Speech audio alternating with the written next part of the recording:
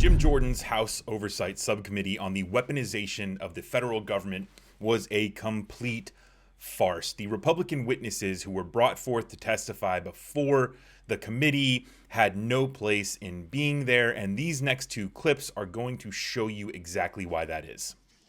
Mr. Baker, just to set a tone here, do you agree that the attack on the Capitol on January 6th was an act of domestic terrorism?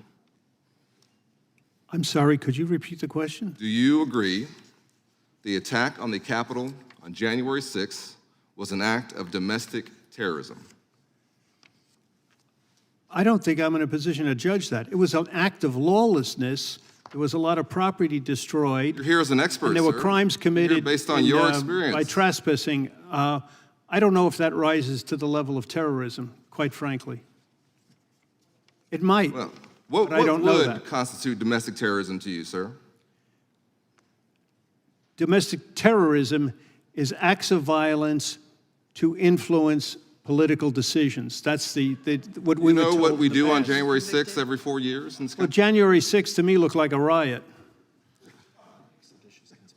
It was a seditious It was lawless. conspiracy. It was lawless. There was property destroyed. There was trespassing. There were people injured.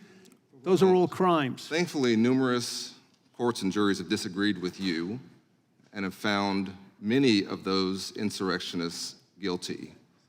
It was an act of domestic terrorism, and I thank you for clarifying for all of us here that you can't decide whether it was or not. Mr. Turley, turning to you, have you ever worked for Twitter?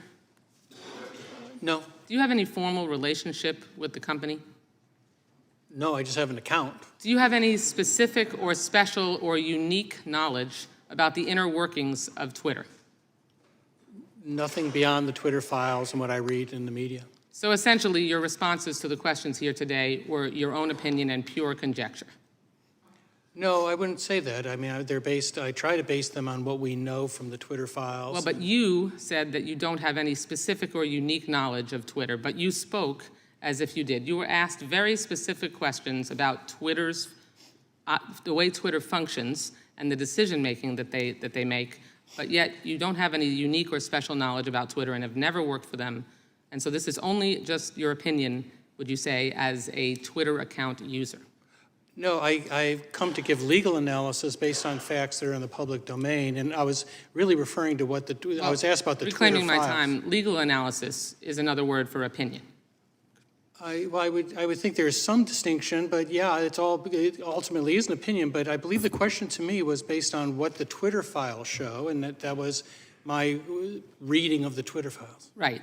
And again, that's another way of describing your opinion being offered, which was represented as unique and special fact, which you don't possess. Thank you. I yield back the balance of my time. A hearing like this, witnesses like this, only happens because you're the GOP, and for years you have waged war on Twitter, on social media platforms, on these tech companies. You have to bring a lawyer who you've already brought in front of dozens of other committees to testify on the inside workings of Twitter. And his expertise is, well, I have an account and I read Elon Musk's Twitter files. Okay. You also have a GOP who has waged war on the FBI and seemingly on law and order in this country by just flat out ignoring it over the Trump administration. So of course you have the guy who says, oh no, January 6th wasn't a domestic terrorist attack. Really? What's a domestic terrorist attack? Oh, it's when violence is used to persuade politics. Right. You know what else that is? That's them bringing a Republican shill before the hearing. A guy they know who will say and do whatever and nod along with these congressional Republicans as they just terrorize the country with their lunatic, delusional conspiracy theories on Twitter, the Hunter Biden laptop, the FBI. It's all nonsense. So, Jim Jordan, you're only a few weeks in, and we already see how much of a loser you are, how bad you are at this. You still have 2 more years to go, buddy, so I've got the popcorn. I'm going to be making hundreds of videos about your donkey ass. Let's go, man. Let's go. Continue this charade. Continue this charade. Come on, Jim. This is a committee menacingly called the Weaponization of the Federal Government. Mr. Turley, have you ever worked for the federal government? Yes. What did you do? I did a couple of years off and on with the NSA as a lowly intern. I also worked in the legislative branch of various capacities. I represented Congress in court. But that's not working for the federal government. You were an intern. Well, Okay. no, I wasn't an intern. I was representing them. I understand. You were an intern at NSA. That's the extent of your federal government experience. Is that No, right? I think Congress is part of the federal government. And You represented Congress. You didn't work for Congress. well, they paid me. That's my standard. But also, I also worked for. All right, I I'm going to also reclaim worked my in the time. Let's move judicial- on because I have a lot to cover. You've commented a lot on the First Amendment today. Do you think that Special Counsel Mueller's indictment of members of Russian intelligence for interfering with the 2016 election through social media was improperly charged? Well, it depends. I have to look at which case you're talking about, but I supported Mueller's appointment as special counsel. I'm talking about the indictment. Yeah, I wouldn't say, I don't remember being upset with those indictments. Well, what they did and what they alleged is that Russia interfered in our election through using speech via social media. Right. Now, do you think that the First Amendment protects people from making death threats against federal officials across state lines? No. If it's a Does criminal the First Amendment protect someone from yelling fire in a movie theater? Well, unfortunately, that one is not yes or no, because that's become a mantra for people. It's the Holmes Schenck line. Holmes himself walked back on All right, that. all right. Holmes and We don't need a law class here. that's But all you I do can- agree, though, don't you, that the First Amendment does not protect all speech? no, there are limits to speech. All constitutional rights have limits. Right. Mr. Baker, I want to turn to you. When did you retire from the FBI? I retired from FBI employment in about 20 years ago. And I've 1999, right? It's a year. Yeah, and I've continued to be So, engaged with the FBI on a number of levels since then. Okay. So you retired 2 years before 9/11, right? That's correct. All right. And are you aware that one of the reasons that 9/11 occurred was that the FBI and the intelligence community did not coordinate sufficiently? Would you That's- agree with that? That's a conclusion of the September 11th Commission, and it's very valid, I think. And so you read that like I did, and that's all the information that you had because you were Yes. not at the FBI. And And what's as a happened- result of 9/11, that the Department of Homeland Security was created, right? A year or two after that, yes. So you never worked in conjunction with the Department of Homeland Security when you worked for the FBI, right?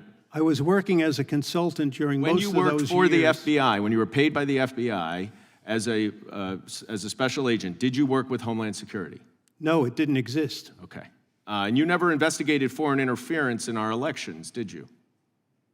No, I personally did not. And you have no experience investigating Russia's efforts to interfere in our elections through cyber attacks and social media, do you?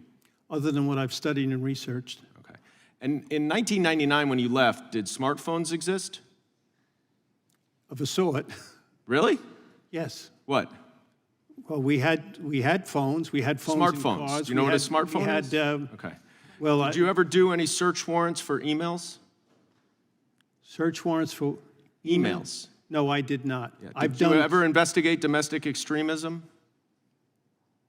actually, yes. I investigated the Ku Klux Klan on many occasions. Good. I would Did call you ever those- investigate any insurrections on the Capitol? No, there was none. Okay. And I appreciate that your service, sir, but you would agree that a lot has changed in the FBI in the 23 years since you left, correct? Good and bad, and I have stayed engaged on a number of levels. One last question, sir, for you. I read that your opening statement is actually an excerpt from your book. Is that right? Well, it covers some of the same territory, yes. All right. Well, next time, make sure you give us a heads up and we can set up a table for you to have a book signing after this. Ms. Parker, real quick, do you think that you speak for, you said that Americans are concerned about the FBI. Do you think you speak for every American? I do not speak for every American, but as a special agent who's been out in the field trying to conduct my job, it's very difficult when we don't have the buy-in of the American people, and a lot of Americans do not trust the FBI anymore because of recent... Well, unfortunately, my time is about up, but I will also say to you that I worked in the Department of Justice for 10 years alongside a lot of FBI special agents. And their biggest concern and the most damage to the morale of the FBI occurred after Donald Trump started attacking the FBI because he was being investigated by the FBI. And that is what this subcommittee is all about. I yield back.